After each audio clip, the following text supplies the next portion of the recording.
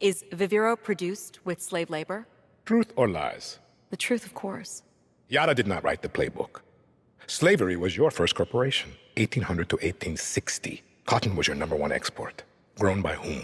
Just a second. Slaves. Bienvenue sur WatchMojo, ici Axel, et aujourd'hui nous vous présentons nos choix pour le top 10 des meilleurs méchants de jeux vidéo de l'année 2021.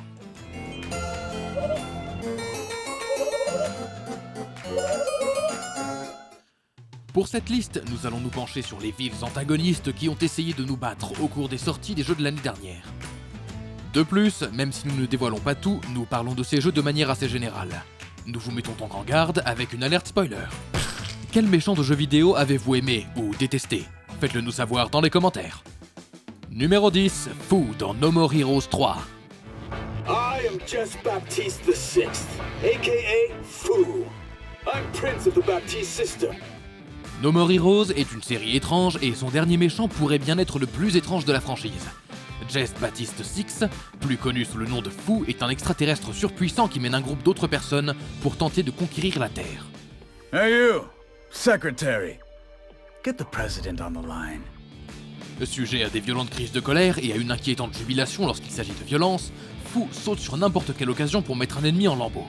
Ou bien pire, comme lorsqu'il a détourné les bombes nucléaires d'une ville pour en détruire une autre. Aussi méprisable que soient ses actes, il reste assez divertissant à regarder.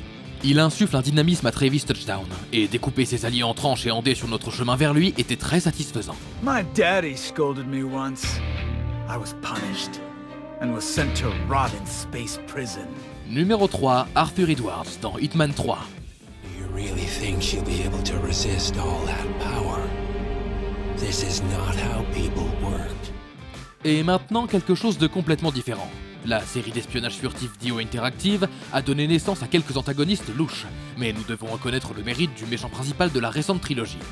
Arthur Edwards, également connu sous le nom de The Constant, était autrefois le commandant en second de Providence, un gouvernement de l'ombre, avant de céder le nom de ses supérieurs à l'agent 47. Burnwood never ceases to surprise me. You really are a most singular individual. Au troisième jeu, il a pris le contrôle total de Providence.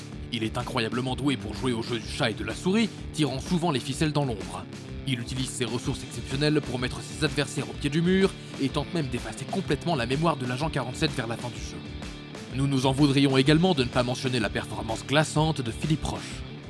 Forgive me, I seem to have, what were we talking about? Don't worry.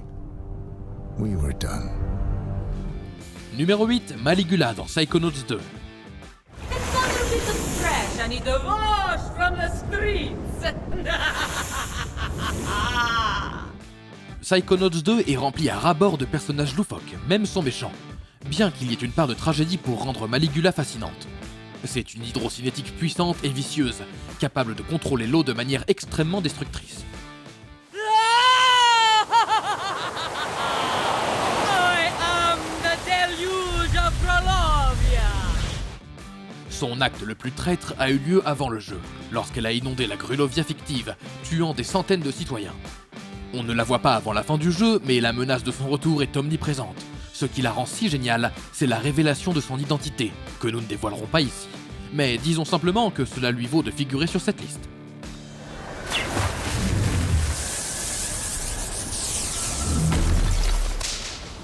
Numéro 7, The Maw dans The Medium.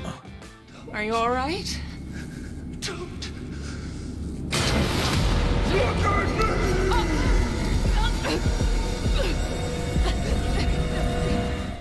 Ce jeu d'horreur sous-estimé suit un médium qui peut traverser le monde réel et celui des esprits. Ses pouvoirs l'amènent dans une station balnéaire abandonnée qui a connu un massacre brutal des années auparavant. The Maw, un esprit démoniaque imposant, en est le responsable.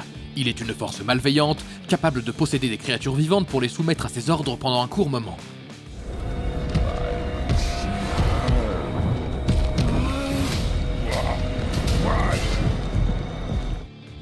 Persuadé que Marianne est assez forte pour contenir son esprit indéfiniment, il chasse le joueur tout au long du jeu, ce qui donne lieu à des sensations fortes.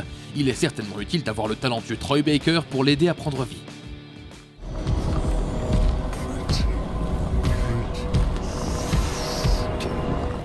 Numéro 6, Anton Castillo dans Far Cry 6. I have caught a very big fish today. Have a night. Diego? Diego! Nous espérons que Giancarlo Esposito ne se lassera pas de jouer les méchants de sitôt, car il a fait un tabac à chaque fois. Pour ses débuts dans le jeu vidéo, il nous a offert un monstre charismatique d'enfer. Danny could have killed me. Could have given me to Libertad. We have no time for lies. En tant que dictateur fasciste d'un Yara fictif, Castillo règne sans pitié et oblige les pauvres à travailler dans des champs de tabac. Il retient également son fils en otage, exigeant qu'il prenne un jour sa place, et assassine de nombreux alliés du joueur au passage.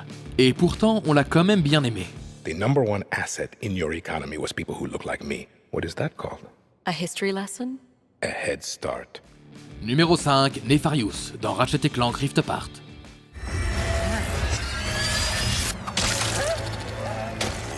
Can't anyone print instruction manuals anymore? Le docteur Nefarious est le joyau de la couronne lorsqu'il s'agit des antagonistes de Ratchet & Clank. C'est pourquoi il était très agréable de le voir revenir dans Rift Apart. À la fois super vilain scientifique fou et mauvais perdant, Nefarious commence le jeu en essayant de trouver une dimension alternative où il gagne toujours. Et ce faisant, il brise le temps et l'espace.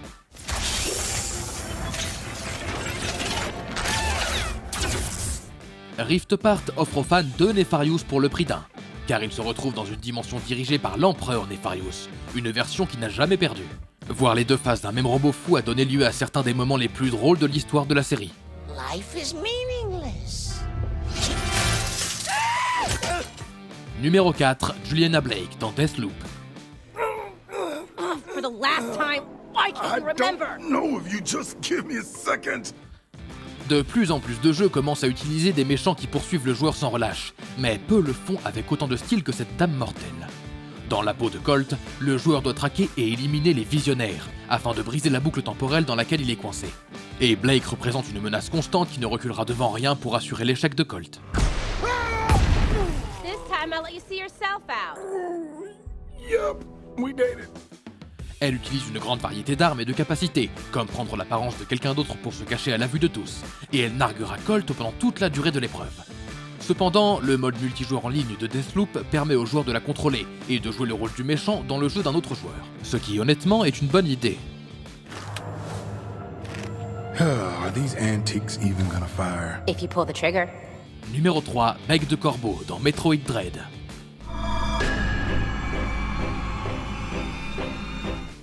Ne laissez pas son nom ridicule vous tromper. Bec de Corbeau est un méchant dangereux. Présenté pour la première fois dans Samus Returns, le guerrier de Chozo a massacré de nombreuses personnes dans le but d'exploiter les Metroids et de ramener l'ordre dans la galaxie.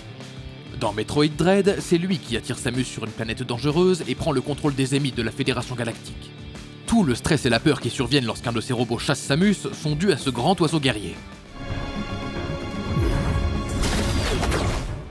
Il y a plus de choses à dire sur sa méchanceté que nous ne voulons en dévoiler ici. Mais ses motivations, ainsi que son combat final assez difficile, font de lui l'un des meilleurs antagonistes de la franchise.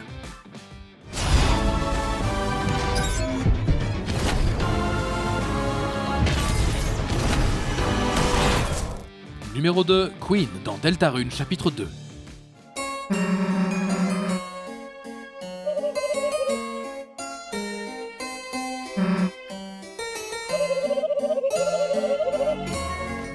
Nous savons que ce n'est qu'un chapitre d'un jeu plus vaste, mais Queen était tellement divertissante que nous ne pouvions pas la laisser de côté. Dès qu'elle est apparue à l'écran, riant avec élégance et condescendance, nous étions impatients d'en voir plus. Cet ordinateur humanoïde règne sur le cybermonde et veut l'étendre en créant d'autres fontaines obscures, ce qui pourrait détruire le monde. Cependant, malgré ses plans et ses actions, qui incluent le kidnapping et le contrôle de l'esprit, Queen n'est pas malveillante. En fait, elle est hilarante.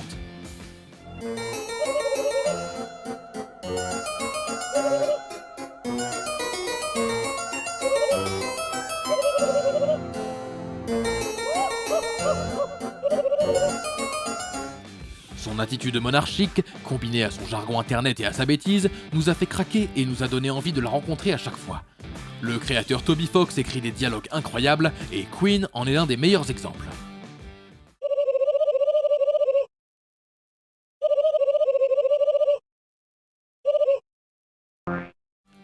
Avant de continuer, n'oubliez pas de vous abonner à notre chaîne et d'activer la cloche pour être informé à chacune de nos dernières vidéos. Vous avez la possibilité d'être notifié pour des vidéos occasionnelles ou pour toutes nos vidéos. Et si vous êtes sur votre téléphone, assurez-vous d'aller dans vos paramètres et d'activer les notifications. Et le numéro 1 de cette liste est Miranda dans Resident Evil Village. Don't worry. Your death will come quick. You will join the Megamycetes records. Resident Evil 8 abrite de nombreux grands méchants, comme la magnifique Lady Dimitrescu et l'impitoyable Heisenberg. Mais ils répondent tous à la mère Miranda. Tout comme ses subordonnés, elle est une expérience qui a lâché une meute de lycans sur d'innocents villageois et a kidnappé la fille d'Ethan pour un rituel tordu visant à faire revivre son propre enfant. Interesting. Your body certainly is normal. Give Rose to me. Now! Et tout ça uniquement dans ce jeu-ci. Mais elle a aussi des liens avec toute la franchise, ce qui fait d'elle l'une des plus grandes méchantes de Resident Evil. La perte d'un être cher peut pousser quelqu'un à faire des choses terribles, mais nous ne pouvons pas imaginer une pire issue que Mère Miranda. My daughter! My Eva!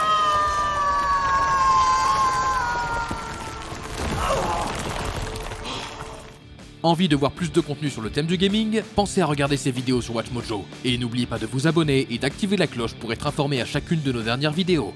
C'était Axel, merci d'avoir regardé et à la prochaine.